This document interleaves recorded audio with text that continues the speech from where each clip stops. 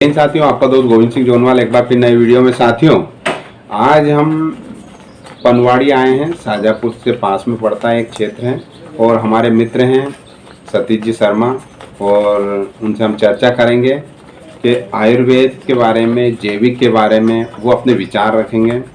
क्योंकि आज इस धरती को कैसा खोखला किया जा रहा है रासायन के द्वारा, तो उसके बारे में सर के विचार जानना चाहेंगे। सतीश जी नमस्कार। नमस्कार सर, कुछ हमारे देश के लोगों को संदेश दीजिए, ऐसे संदेश दीजिए जिससे लोग अच्छे काम के लिए या किसान जैविक खेती कैसे कर सके, उसके बारे में थोड़ा सा बताइए।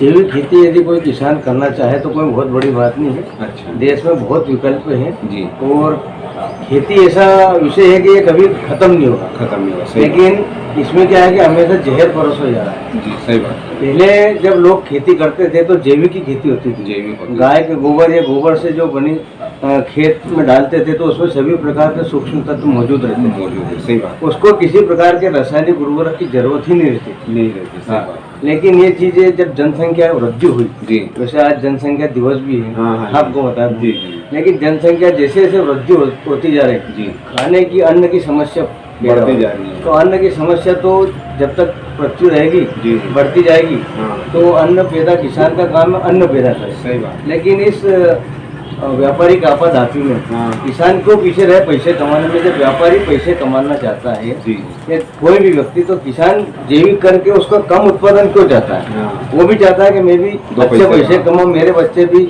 बड़े स्कूल में पढ़े, अच्छी गाड़ियां लाए, जी, अच्छे पहने। जी जी। तो किसान का ये सोच होगा कि मैं भी ज्यादा पैसे कमाऊं, भले तो वो किसी तरह से भी आ रहा है। वो चाहे, अब वो जैविक से तो इतना हो नहीं पाएगा, नहीं हो पाएगा, क्योंकि उसे रासायनिक जो केमिकल है हमारे जो। तो क्या किसान के बच्चे उस अनाज का इस्तेमाल नहीं करते हैं? नहीं सर, सब करते हैं। सब करते हैं। वो तो पूरे देश में बांट रहा है ना, खुद भी खा रहा है और हाँ, उनको भी। तो किसान का फर्ज होना चाहिए कि 3 बीघा में जैविक करे खुद के लिए जी, गेहूँ, और 7 बीघा में बेचने के लिए रखें। लेकिन जो क्योंकि हमारे देश का जो गेहूँ जाता है विदेश में भी जाता है, जी, तो खुद के लिए 3 बीघा, 10 बीघा में से 2 बीघा छांट लें, जिससे घातक बीमारियों से बच सकें।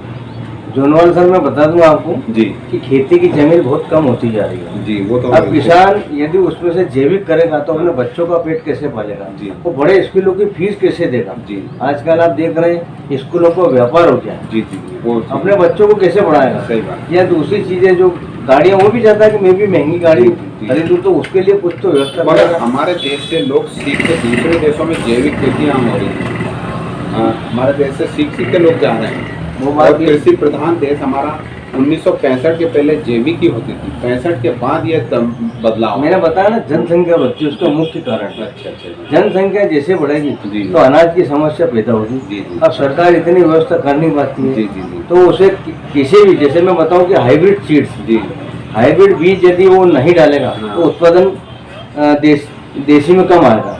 जैसे कि आप एक उदाहरण ले लें जी। कि किसी ने गाजर लगाई जी या मूंगफली लगाई, जी। अगर वो हाइब्रिड नहीं उगाएगा तो वो तो मर लेगा। हाँ। 1 बीघा में उसका नुकसान इतना हो जाएगा कि वो माइनस में चले जाएगा।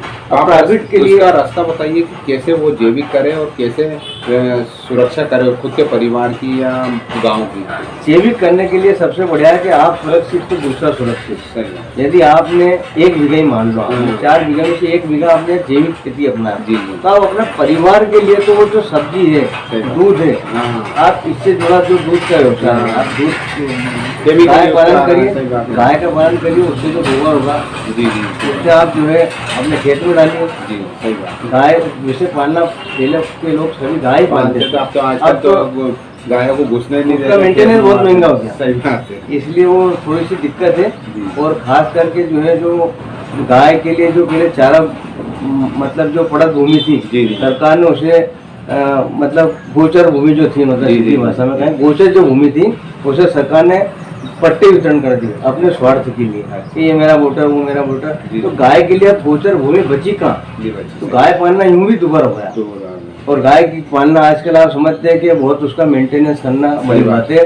लेकिन गाय का दूध नहीं होता है, अमृत होता है। अमृत होता है। लोग आज भी कई सूखिया तौर पे जैसे गाय पालते हैं, जैसे मैंने सुना गिर गाय का जो दूध रहता है जी, जी। 130 रुपए लीटर बिकता है। हाँ, मतलब वो पौष्टिक होता है, हाँ, बहुत ज्यादा पौष्टिक होता है, उसमें जो भी जितने भी मिनरल्स है जी। सभी मौजूद है। जी, जी। तो इसलिए कई लोगों ने इंदौर के आसपास देख लें, उज्जैन के आसपास, तो बड़े बड़े फार्म हाउस बना के गिर गायों को मतलब गिर गायों को पाल के दूध बेच रहे जी। हैं। तो बहुत बड़ी बात है चलो। वो बिजनेस में ले लिया उन्होंने। चलो, शर्मा जी ने हमें अच्छी बात बताई गिर गाय के बारे में और जैविक खेत के बारे में बताया है।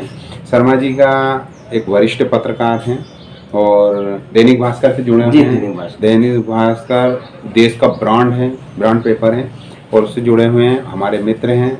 इनसे मिलकर बहुत अच्छा लगा और उन्होंने जानकारी दी है। फिर नमस्कार।